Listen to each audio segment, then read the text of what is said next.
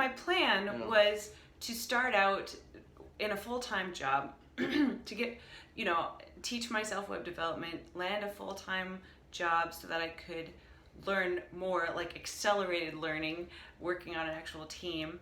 And then as I get more comfortable with my skills and experience, to gradually maybe start getting clients and shifting over to freelance possibly.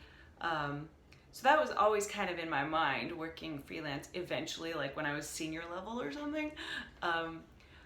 But since none of the jobs really worked out, I mean, they all kind of fell through, and these opportunities just kind of came to me. I thought, well, if I can do it, I can do it. And it came through. I mean, the nice thing was that the client who approached us had seen Martha learning in public on LinkedIn.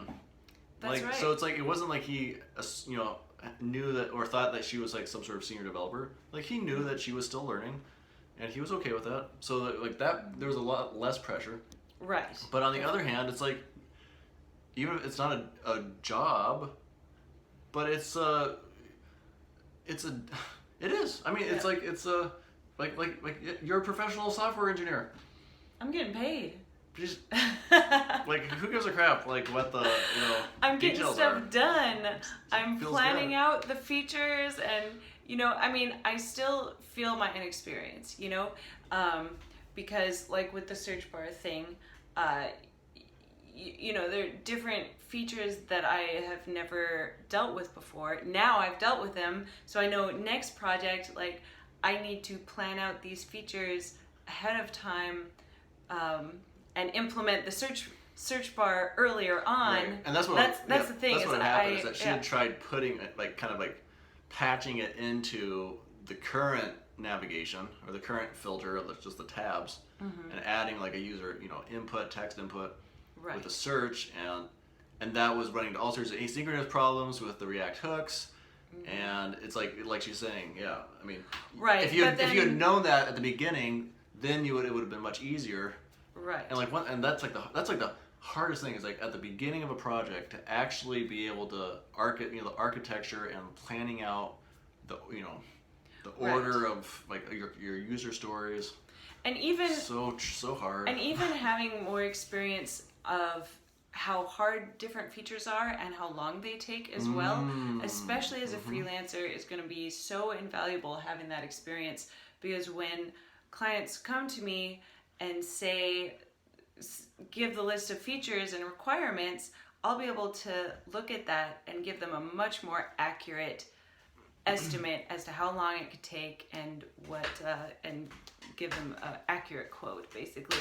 So yes, the more, so the more, and also like helping, like helps. Like that, the other thing too is I mean, the client we're working with, he's a very experienced software engineer, mostly on the back end.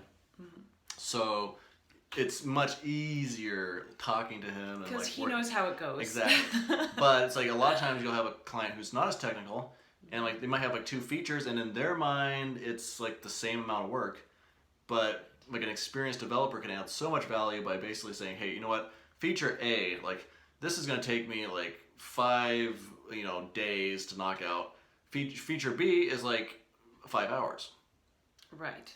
And if it comes up to like which one do you want me to focus on, or it's like the 5 hour one is probably knock that out, like. Right. Or even like this a feature that the client might think is super simple and might take like an hour or something, and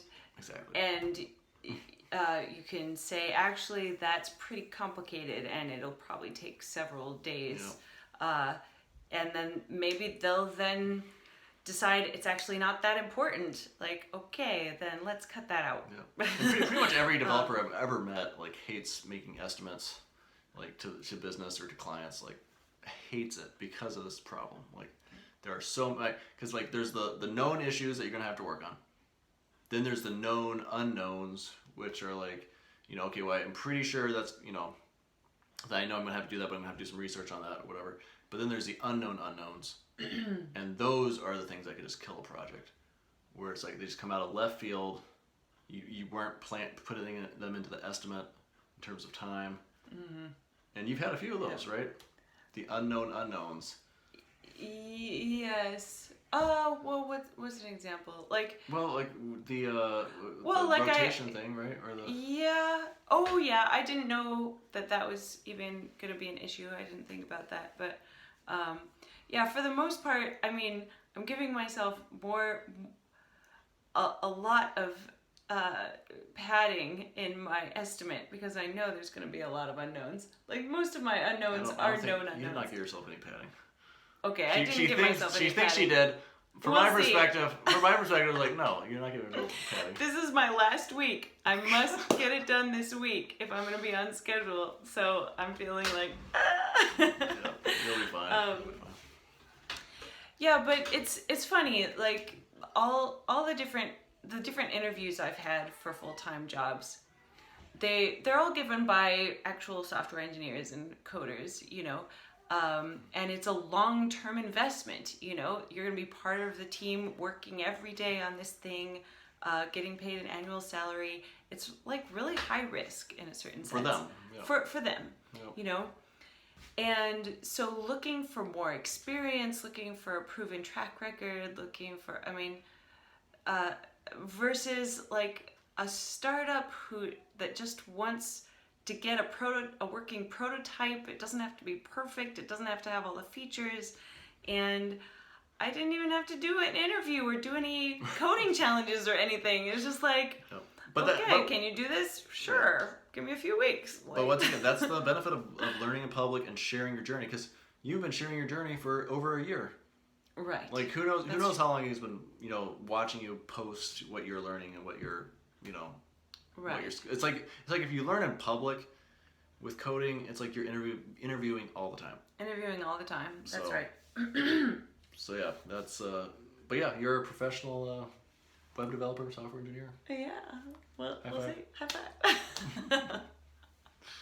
So, awesome. She hasn't been paid yet though. So. I know, that's when I'll really feel it. Like when the money's in the bank, I'll be like, yes, that's good. And then I'll be ready for the next one.